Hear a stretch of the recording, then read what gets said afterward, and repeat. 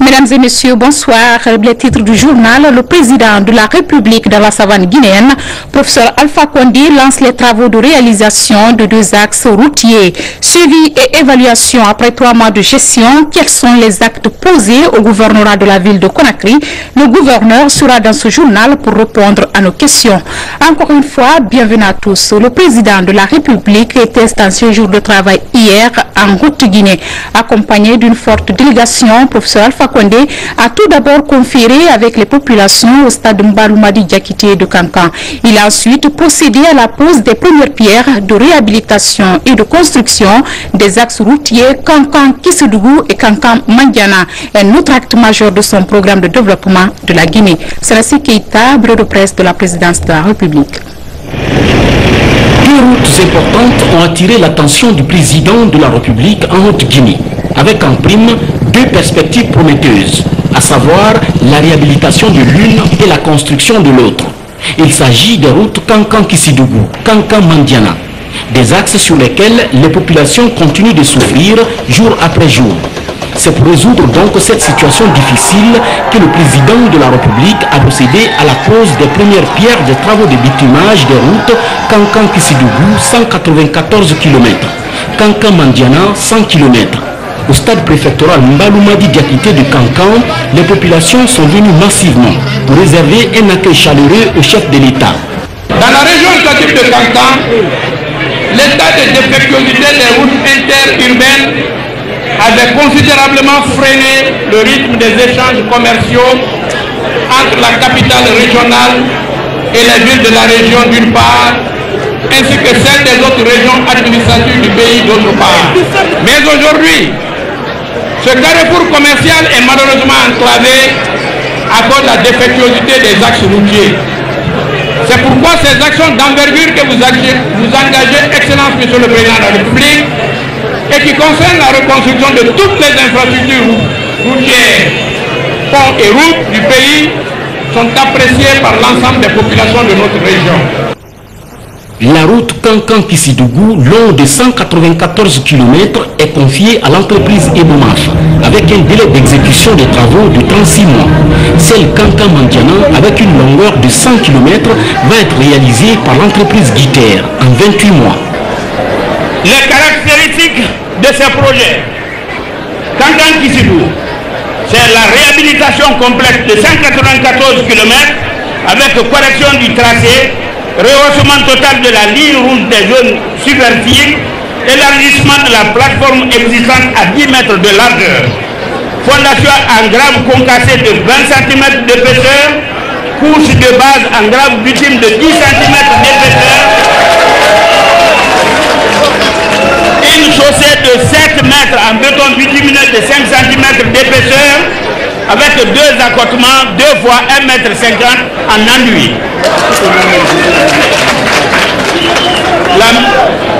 La maintenance en bon état de praticabilité du linéaire total. La construction de tous les ponts et dallos avec la largeur de 10 mètres. Donc en priorité, la reconstruction du pont Kassa au PK42 entre Kankan et Kissodougou. Kankan-Mandiana, construction complète de 100 km avec correction de tracé et rehaussement de la plateforme sur une largeur de 10 mètres. La maintenance en bon état de praticabilité du linéaire total. La construction de tous les ponts et dallos avec 10 mètres de largeur. L'origine du projet est le rond-point à Kankan-Koura, axe Kankan-Mandiana et Kankan-Kérouane. Le respect du délai d'exécution et surtout la qualité des travaux. Bref, l'application scrupuleuse des clauses des différents contrats dans le pays. C'est en substance ce qui ressort de la déclaration du président de la République. Là-dessus, professeur Alpha Condé reste ferme. Mais, entre ces preuves que l'on crée, oui, Allah s'est d'abord quand on s'est au Biké. D'abord quand on s'est Mandiana au Biké. C'est là d'abord il y a nous sommes en vie, on vient de nous faire. Je n'ai pas de sentiment. Je n'ai pas de sentiment. date. Je travaille avec l'homme qu'il faut à la place qu'il faut. S'il ne fait pas son travail, je change. Ça très clair. Très clair. Donc, pour encore nous dit qu'on a travaillé les jeux non. Et les départitions du seront. Un peu la vie d'enfant qu'on a pris. Comme la vie c'est pas ni à l'époque ni à la vie. Donc, il y a un LDD, zéro. Parce que lui, il m'a fait un peu de l'eau, quand ça m'a fait un peu. Et ça dit que c'est un peu. Ça va amener, la produit, la transporter, la distribuer. Donc, c'est ce que la compris.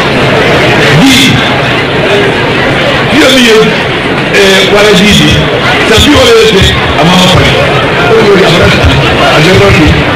Donc, vous pouvez voir la béquille, tout ce que vous dites là.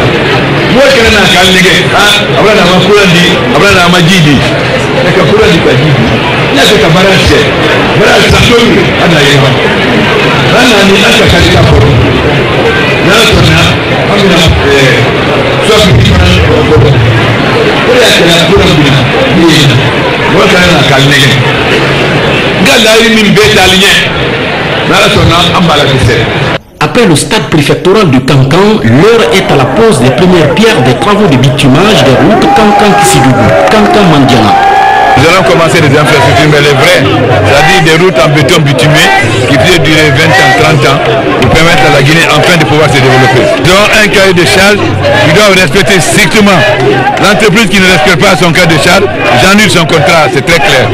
En présence d'une population en liesse fortement mobilisée, professeur Alpha Condé lance ainsi le coup d'envoi de la réalisation de ces deux grands projets. La reconstruction de la route Kankan-Kissidougou qui avait été faite en 1970 dans le cadre de la coopération guinéo-cubaine et la construction de la route Kankan-Mandiana.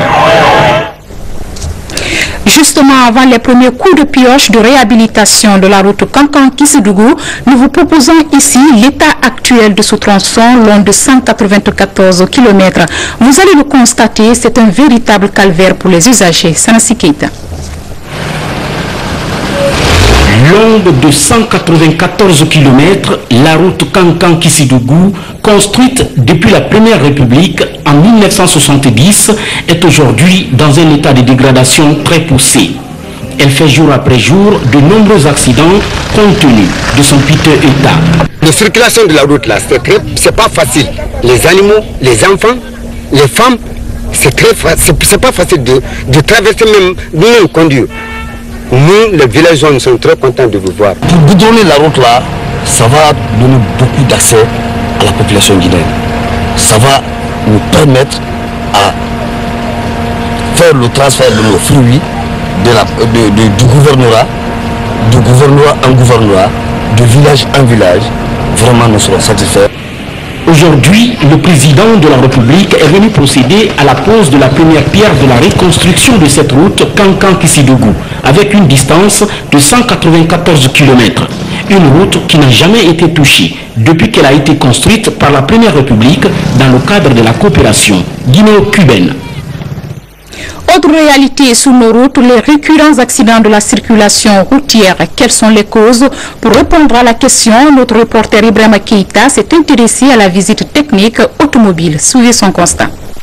Incontestablement, la Guinée change de visage avec des infrastructures routières répondant aux normes exigées. Mais hélas, ces infrastructures enregistrent des accidents de la circulation qui font des victimes en rase campagne, tout comme dans la capitale, Conakry. Si on prend le pourcentage des causes d'accidents, le manque d'entretien technique occupe la première place.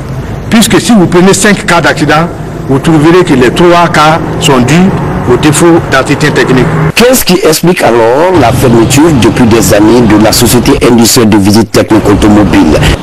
C'est pas Civita qui est retardé, mais on retarde Civita.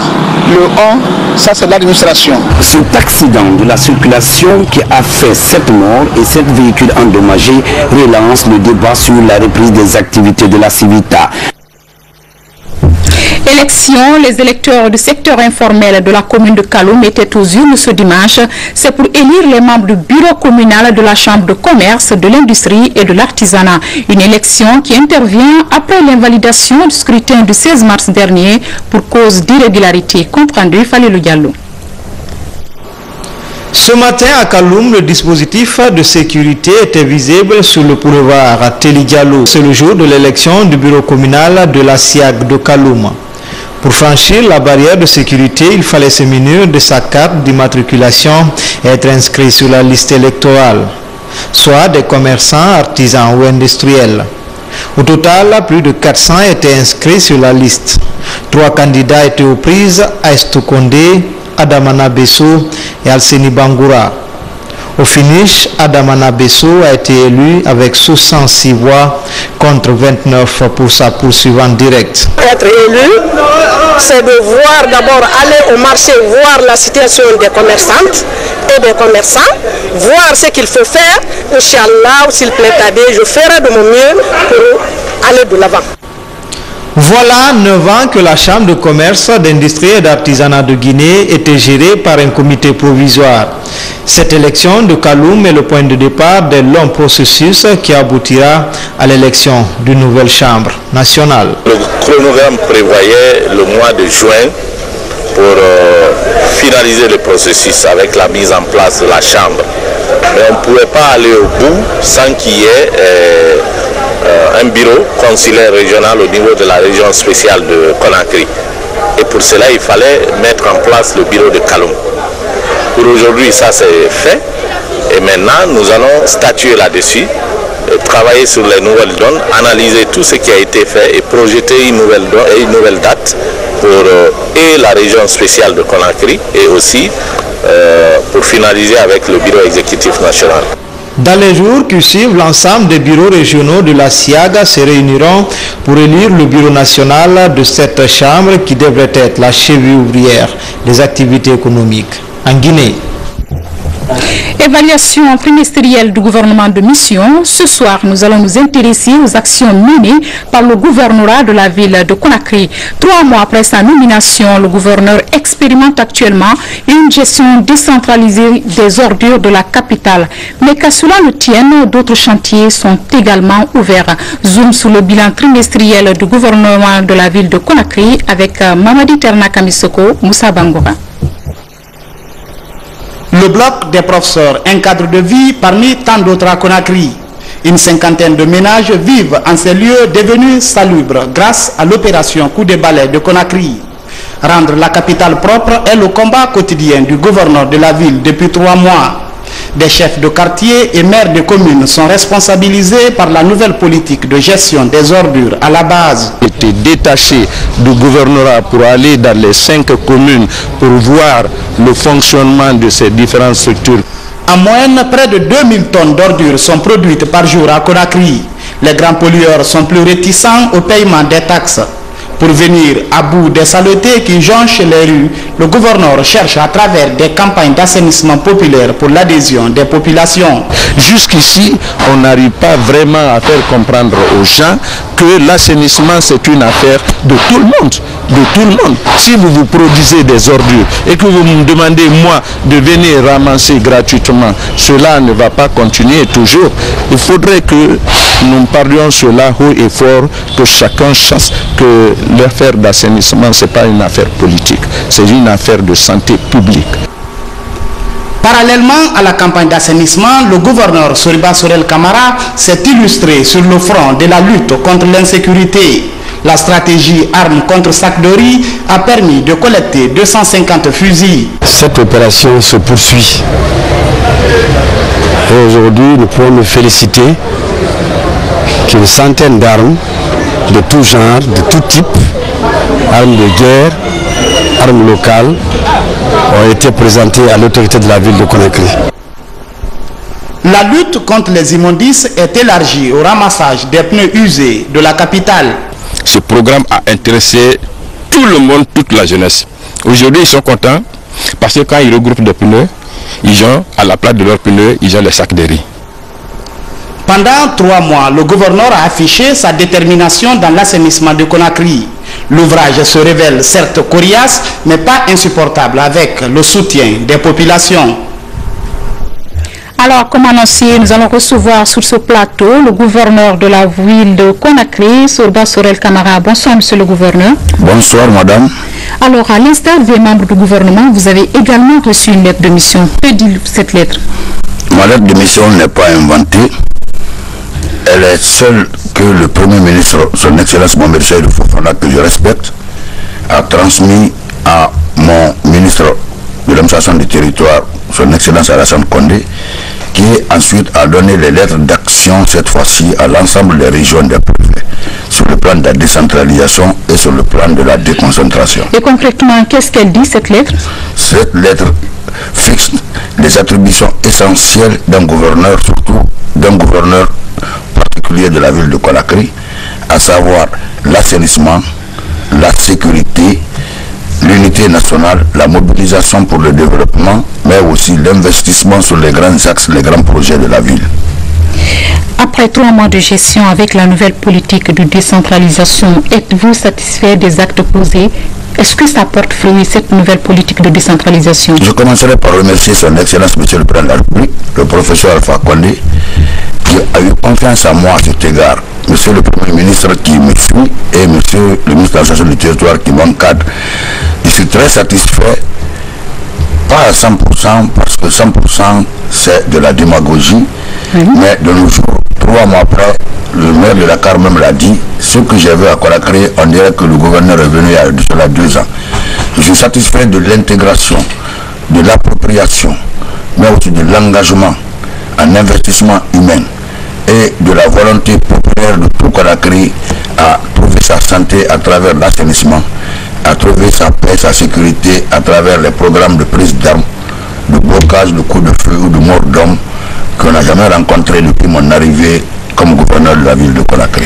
Monsieur le gouverneur, vous avez parlé ici d'autres attributions qui vous sont confiées, notamment l'investissement et puis la réalisation d'autres grands projets. Mais actuellement, on vous voit plutôt sur les terrains de sécurité et surtout de l'assainissement. Que faites-vous des autres projets? C'est que les Conakryens ne comprennent pas. Expliquez-nous un peu. 3 mois d'expérimentation sur le plan de l'assainissement. Cela consistait à mettre le peuple sur la route. Le peuple de Conakry, les citoyens de Conakry. Je les remercie, je remercie les commerçants surtout, et je remercie l'ensemble des quartiers qui aujourd'hui s'approprient et en font un état de mobilisation, mais aussi un état de dignité, parce que vous remarquez qu'aucun quartier ne veut rester sur l'arrière-plan. Mais au-delà de cela, allez aujourd'hui au gouvernorat. Le gouvernorat est restauré, parce que dans le budget qu'on a mis à ma disposition, je dirais que ce budget déjà a été utilisé à seuil de 11 milliards. Ce n'est pas des fonds accumulés, c'est des budgets prévisionnels. Nous avons un montage de coopération décentralisée sur le plan de la mobilisation des fonds. Mais ce que je gagne, d'abord j'ai engagé pour la construction de R+3 qui est en chantier au gouvernorat. La mosquée du gouvernorat est en train de finir. J'ai assaini et carrelé la cour. J'ai mis les rapports des 16 pays de la CEDEAO qui éventuellement, suivant les cadres de coopération, et on fixera, ou suivant le fait que le chef de l'État nous commanderait, on fait. Mais je vous dis que je ne fais rien sans autorisation du président de la République, mais aussi sans mécanisme du ministre de l'administration du territoire suivi par monsieur le Premier ministre. En tout cas, ensuite, nous avons en vue aller aujourd'hui à Bilifaga, là où il y avait un mythe, près de 20 ans, on ne priait même pas de la mosquée du quartier. Bilifaga est tombé, on a trouvé 3 grottes de 5 mètres de profondeur, là où on cachait la drogue un peu. Aller un peu aussi sur les annales de la ruelle de la grande mosquée. Là, on a un problème de pavage et il y a un port à construire. Est-ce que les mêmes projets sont réalisés dans les autres communes aussi? Sur le plan des communes, je crois qu'il y a une action de coopération décentralisée. L'OGP, qui jadis était un méandre confus, est devenu aujourd'hui une réalité de la compréhension entre le nouveau directeur, monsieur le ministre de la Communication et nous.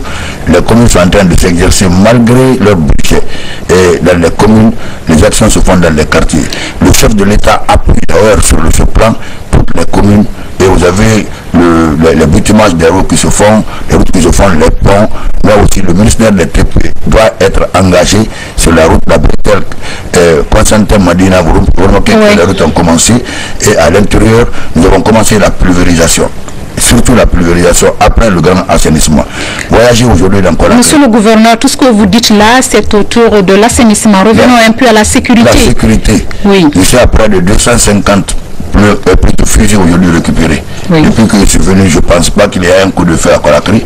Je ne pense pas qu'il y ait mort parce que j'ai prié Dieu à ce que sous le jour du professeur Alpha Condé, qui est très tolérant, qu'il n'y ait pas mort d'homme, qu'il n'y ait pas coup de fusil. Les citoyens m'ont compris. Ce n'est pas un système de démobilisation et réintégration, parce qu'il n'y a pas eu de guerre en Guinée. C'est des résidus de guerre de Libéria, de Sierra Leone et de la Côte d'Ivoire, de Guinée-Bissau, ou bien les militaires retraités avant la réforme de l'armée, que je salue très bien, parce que les militaires reformés de la retraite, eux, ils ont déployé leurs fusils. Les familles des militaires morts, les jeunes qui sont sortis ou bien qui ont été déclassés dans les formations et les bandits qui sont revenus de l'extérieur ont accumulé une bombe en armement. Nous avons pris près de 250. Ce ne sont pas des armements simples, c'est des FM, des Pépicha, des Gourneuve, des Isuzu, toutes armes que vous connaissez. Monsieur le gouverneur, de munitions. Monsieur le gouverneur, une dernière question peut-être, c'est pour revenir à l'assainissement. Tous les week-ends, on vous voit sur le terrain par rapport à l'assainissement. N'envisagez-vous pas une politique de transformation des ordures ménagères? Je dis que la première, c'était l'expérimentation en attendant que l'on finisse de négocier avec les grandes sociétés.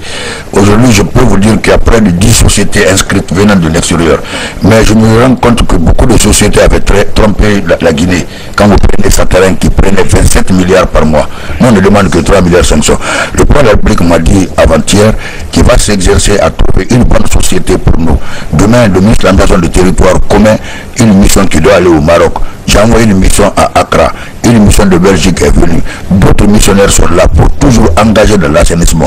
On va avoir une nouvelle stratégie où on affecte par commune les sociétés et en tout cas on aboutira à la construction d'une usine de transformation des ordures là où l'ordure se vendrait comme une matière première parce que dans les réactions chimiques en matière d'ordure, rien ne doit se perdre. On doit avoir le compost. Monsieur le gouverneur, on voit que la majeure partie de ce montant ira dans l'assainissement, mais les autres projets sont là? Non. La majeure partie de ce montant n'ira pas dans l'assainissement, mais l'assainissement est prioritaire. Sans cadre de vie, sans hygiène, l'Ebola ne s'éloignera pas de nous. Le choléra est à nos portes. Il devait surgir depuis le mois de mars, mais je pense que le choléra pour le moment il est inhibé et la typhoïde est en train de régresser. Les moustiques commencent à diminuer à Conakry. Les pulvérisations des diptères, des névroptères, des isoptères, des coléoptères, des hyménoptères et autres souches de maladies sont en vue. Cela va continuer. Le reboisement avec le ministère de l'Environnement est déjà planifié. On attend un budget afférent pour que Conakry soit la paix de l'Afrique. Cela ira lorsqu'on va déclencher journée verte ou bien semaine verte à Conakry, là où toute famille, que tu sois en mariage ou bien un indice entre toute activité sociale et les grands projets planifiés avec les rues, la rue là va prendre le nom de rue de fromager. Merci, monsieur le gouverneur. Rue de Caïstera, on ne mettra que les Caïstera et vous verrez la beauté de Conakry sous le joug du professeur Alpha Condé, l'homme de changement. Merci, monsieur le gouverneur. Un dernier message par rapport aux populations pour le maintien de l'environnement, que l'environnement soit toujours propre. Le message que je lance aux populations, c'est de ne pas politiser l'assainissement. On remarque alors là, quand on assainit, d'autres groupes surgissent pour jeter les ordures dans la rue. Évidemment, je comprends parce qu'il n'y a plus de pneus à brûler. Les pneus ont disparu. 250 000, 25 000 pneus déjà ramassés. 50 000 sont en vue. Et je crois que ça ira pour le mieux, je suis soutenu. Je demande aux populations l'unité nationale. Mais peut-être, monsieur le gouverneur, un point, s'il vous plaît. Peut-être que ces ordures sont déversées sur les routes parce qu'elles n'ont pas été ramassées. Non. Il y a un mécanisme de ramassage. Quand je prends l'axe de Et vous pensez que c'est suivi? Le mécanisme est suivi. Mais vous savez que Conakry produit chaque jour 2000 tonnes d'ordures. Même si vous ramassez à 0h, à 6h du matin, vous trouverez encore dans la rue 2000 tonnes d'ordures.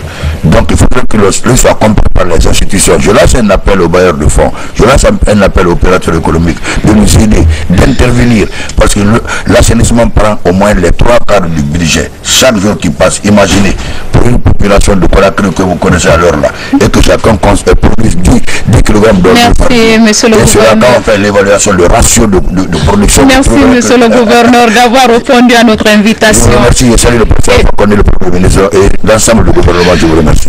Et cette brève, une importante réunion d'évaluation sur le programme d'assainissement et de déguerpissement se tiendra lundi prochain à 15h à la primature sous la présidence du Premier ministre, chef du gouvernement. La réunion portera sur le programme d'assainissement de la ville de Conakry. Tous les acteurs impliqués dans le processus sont conviés à cette réunion, indique le communiqué du gouverneur de la ville de Conakry. Également, dans l'actualité, la validation des groupements féminins issus des 5 communes de la capitale. L'opération qui s'est déroulée au marché Avaria vise à promouvoir l'organisation de tous les corps de métier afin de soutenir les projets de société du président de la République, professeur Alpha Condé. Moussa Mikini Kamara, Marie-Angélique Bangoura. Le Bureau national de la Corporation nationale de Guinée, CONAG, vient de procéder à l'installation des groupements féminins des 5 communes de Conakry. Le but est de promouvoir l'organisation de tous les corps de métier pour l'accompagnement du programme de développement socio-économique entamé par le président de la République. Oh non, ceux qui sont organisés restent organisés. Ceux qui ne sont pas organisés, qu'ils rentrent dans les différents groupements. Pourquoi? Parce que le moment venu, c'est tous ces groupements qui seront financés. Président Baradjemeninke, Bele Mabandjemena. Le président de la République a beaucoup fait pour les femmes. Nous invitons celles qui ont obtenu le financement de rembourser afin que d'autres en bénéficient.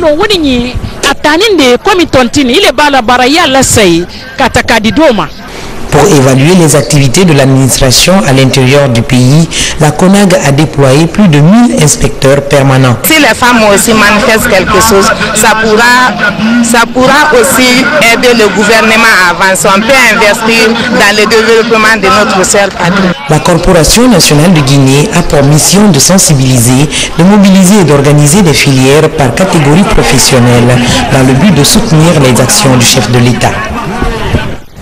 Soutien encore avec l'Union des femmes de la Guinée forestière qui exprime son adhésion au programme de société du président de la République.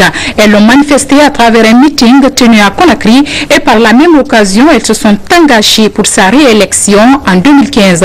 Abouakar Sidiki Kamara, Moussa Mikini Kamara. L'Union des femmes de la région forestière exprime son soutien indélébile au président de la République, professeur Alpha Condé. Venues des différentes préfectures de la forêt, ces femmes ont réitéré leur adhésion ce samedi au RPG Arc-en-Ciel à travers un meeting placé sous l'égide de Haganan Tenen Chérif, coordinatrice nationale du RPG Arc-en-Ciel.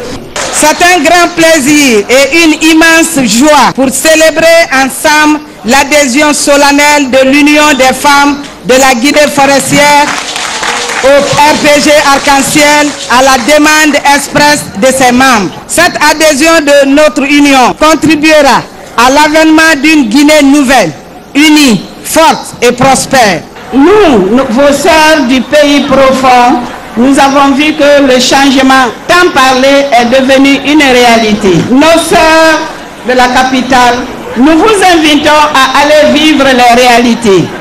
Le bitumage de nos routes, la construction des maisons administratives, pour ne citer que cela. Je remercie sincèrement le bureau de l'Union, particulièrement Mme Makanera qui a eu l'initiative de créer cette union. L'union est grande aujourd'hui. L'union va s'étendre à toute la Guinée pour créer enfin l'union des femmes de Guinée. L'union sera très efficace pour le RPG Arc-en-Ciel. Ces témoignages d'adhésion au parti majoritaire renforcent davantage l'implantation du RPG Arc-en-Ciel dans la région forestière et agrandit le cercle de mouvement de soutien pour la réélection du président Alpha Condé en 2015. En Basse-Guinée, le Moria se mobilise également pour exprimer son soutien aux actions du président de la République. À cet effet, toutes les classes sociales de Farmoria dans Forcaria se sont réunies à travers une cérémonie organisée par les cadres ressortissants de la localité. Le résumé de l'événement, Yaya Silla, Fodé Camara. Il y a quelques jours seulement, le Premier ministre, chef du gouvernement, était devant les députés de l'Assemblée nationale. L'enfant de Moria y avait présenté le bilan du gouvernement qu'il dirige depuis 2010. Entre autres résultats enregistrés, la réduction du déficit public, l'allègement de la dette extérieure et l'augmentation significative des recettes douanières et fiscales, mais aussi des efforts comme ici à Forcaria, précisément à Farmoria, pour améliorer l'éclairage public et faciliter la mobilité des populations.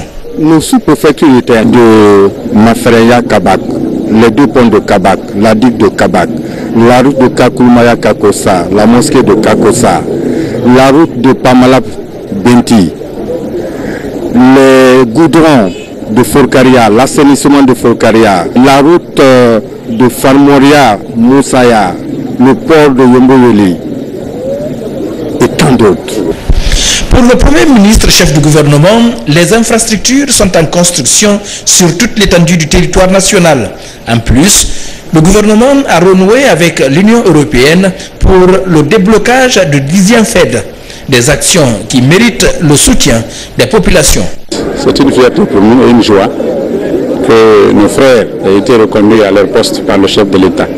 C'est pourquoi les populations de Forcaria, de Moria, ont pressé le Premier ministre et l'ensemble des députés de venir pour qu'ils expriment leur joie et leur reconnaissance à l'endroit du chef de l'État.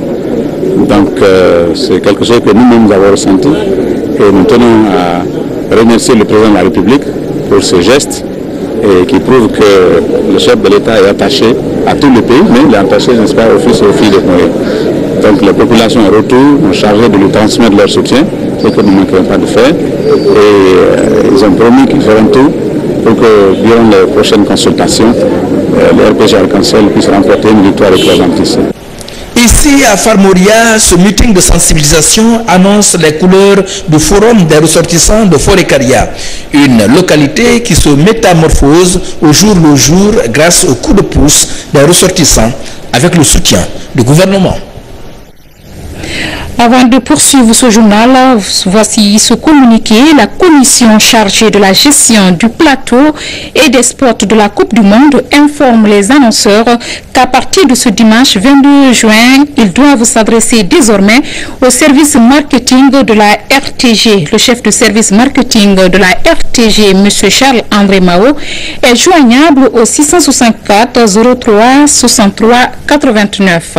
Santé, religion, le gouvernement poursuit son offensive contre la fièvre hémorragique à virus Ebola. L'action se traduit également par ces journées de prière et de lecture du Saint-Coran. La dernière en date a eu lieu ce vendredi au centre islamique de Donka en présence de plusieurs leaders religieux et associations islamiques. Habib Kiam, Surba Bangoura pour la synthèse. Aider à l'éradication de la fièvre Ebola par la prière et les invocations, c'est l'une des stratégies que préconise le gouvernement depuis la survenue de la maladie dans le pays. Au secrétariat général des affaires religieuses, la mesure est suivie par les imams, les associations islamiques et les agences de pèlerinage, d'où cette retraite du centre islamique de Donka.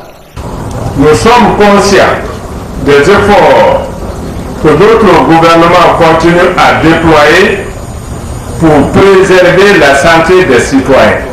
La présente cérémonie est une contribution du secrétariat général des affaires religieuses et des agences privées de pèlerinage pour soutenir ces efforts du gouvernement.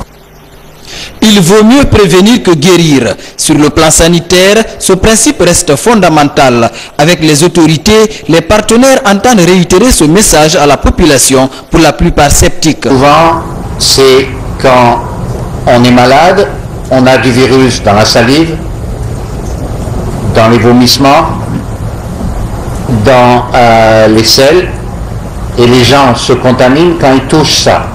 Mais si tout le monde travaille ensemble pour éliminer la maladie, il y a beaucoup de chances pour qu'elle parte. Un point de presse a refermé cette journée. À l'ordre du jour, le programme de formation des 100 imams au Maroc. Leur sélection est annoncée pour le 26 juin à travers un concours voulu impartial par le gouvernement.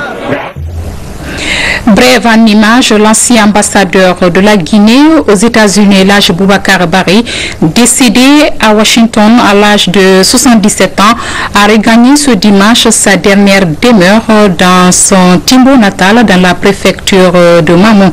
L'homme avait rendu de loyaux services à la nation guinéenne. Que l'âme de l'illustre disparu repose en paix. Amen.